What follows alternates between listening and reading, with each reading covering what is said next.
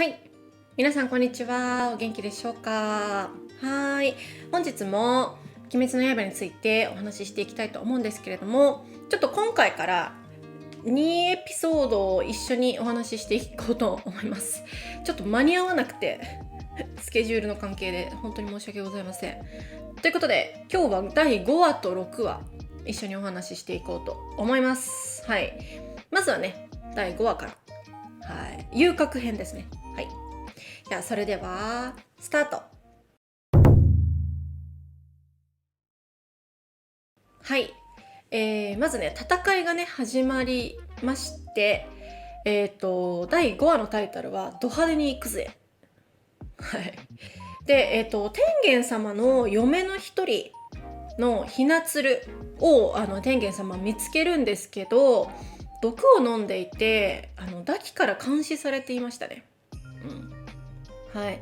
でその時にそのひなつるがわらび姫花魁に渡されたこの帯が監視及び殺害を目的にしたものだったようでと言います。はい。でこの及びっていうんですけど、よく出るので覚えておいた方がいいと思います。簡単に言うととですね。と。はい。なので、監視と殺害っていう意味ですね。ちょっとねこの「および」っていうのはすごく丁寧な日本語で、普通は会話では使わないですね。なのでこのひなつるって人は多分すごく真面目な方なんだろうなと思います。嫁なのにそんな丁寧みたいなね。で「および」はよくニュースとかねビジネスのプレゼンテーションで使うと思います。はい。でそしてその後に天元様、私に構わずもう言ってくださいませと言いました。はい。構わずっていうのは、構わない、気にしないでという意味ですね。私を気にしないでですね。はい。で、何々ませは、これね、よく聞くんだけど意外に意味がわからない人が多いと思うんですけど、マセっていうのは実はこのマスの命令の形、命令形なんですね。はい。で、なのでくださいませっていうのは、とても丁寧なお願い。ください、丁寧でしょ。でマスも丁寧で、それの命令形だから、丁寧の命令なので、すごく丁寧なお願いをするときに使う言葉になります。で使うシチュエーションはない、普通に生活してる上で。でもサービス業の人、例えばホテルとか、ちょっといいレストランとか、デパートとかね、そういうところで働く人は使っていると思います。でよく言うのはいらっしゃいませですよね。はい、これどういう意味なんだろうって思った方いると思うんですけど、これはいらっしゃるっていう尊敬語がありますよね。来るの尊敬語、いらっしゃる。それにませがついてるので、簡単な日本語に言うと来てくださいという意味になります。はい、なので私のお店に来てくださいって意味でいらっしゃいませ、いらっしゃいませ、いらっしゃいませって言ってるんだね。へえ。はい。でそして炭治郎とダキの戦いになるんですけれども、炭治郎はね上手に戦えておりません。そこでやっぱり俺は水の呼吸を使いこなせないと言います。で何々を使いこなす、これも便利な言葉なんですけれども、意味は、何々を完璧に使うことですね。はい。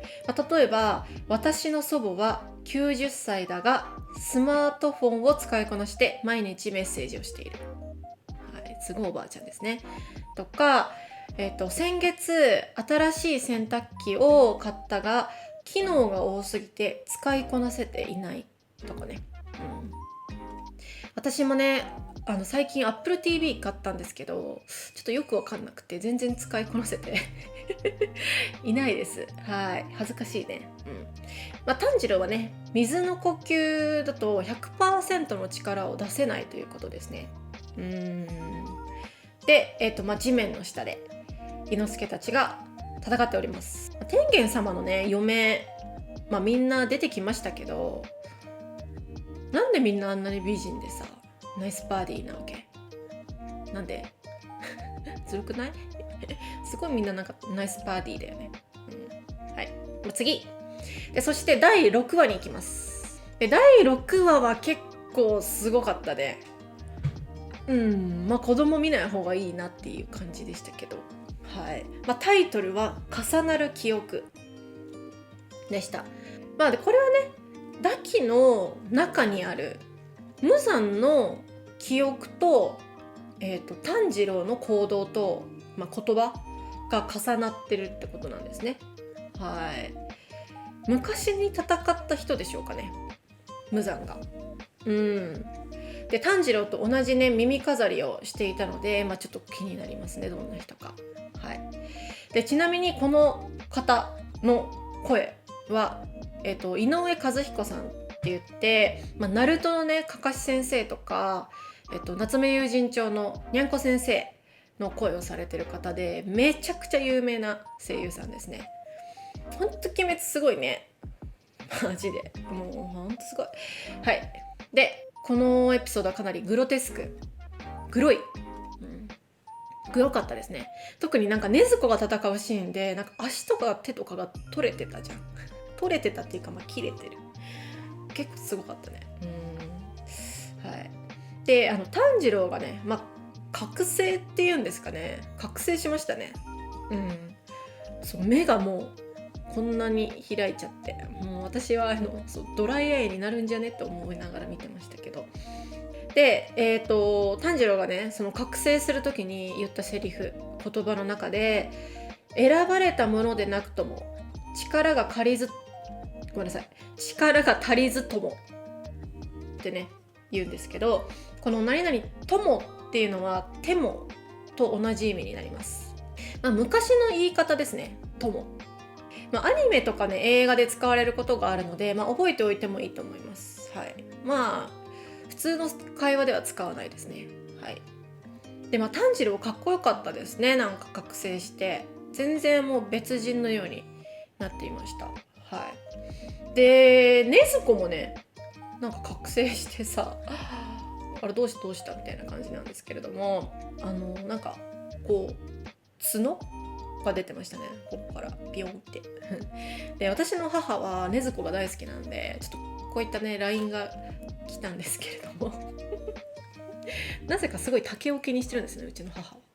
そこ別にそんなとか思ったんですけど。で、最後に炭治郎のね弟がね話すシーンがありました。はい。でその時に小さい子に怪我をさせた柄の悪い大人というんですけど、この柄の悪いっていうのはどういう意味かというと、柄の悪いまたは柄が悪いっていうんですが、これは見た目が怖そうとか、マナーが悪い人に対してあの人柄が悪いって言ったりします。いい意味じゃないですね。柄が悪いっていうのは悪そうな人たちってことですね。何かねこのエピソードに関して質問があればぜひ私の YouTube にコメントをください。はい。どうなるかね、ちょっと炭治郎がね心配ですけど。っていうか天元様遅くない？ちょっともっと早く来てくんないって感じなんですけど、私だけこうやって思ってんの？天元様ちょっと急いでっていう感じ。急いでくださいって思ってます。はい。天元様に期待します。はい。じゃあ今回はこんな感じで、また次回さようなら。